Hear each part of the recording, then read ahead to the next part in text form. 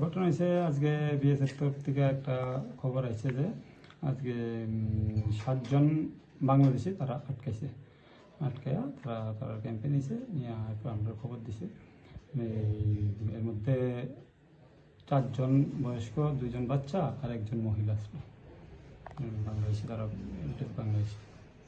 যাদের আটক করা হয়েছে পুরুষরা, তাদের নামগুলো কি আছে? নাম হলো রবিউল কাজী, তারপর আবাদুল জামাদার, আব্দুল মান্নান, হলাদার, আরফাত মালিক, আর 1জন মহিলা আর বাচ্চা 2জন। তাদের কখন আটক করা হয়েছিল? আজকে সকালে। কোন জায়গাতে ঘটনাটা? কোয়াডেফা বিওপির আন্ডারে।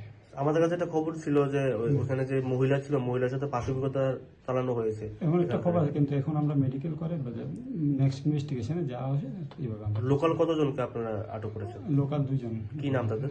একজনের নাম হলো রতন দাস, আরেকজনের রবীন্দ্র দেববর্মা।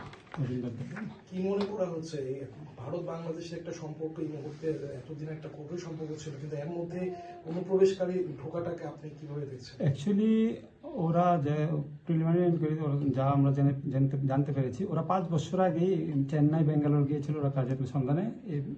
এখন বাংলাদেশ যাওয়ার সময় ওরা ধরা হয়েছে।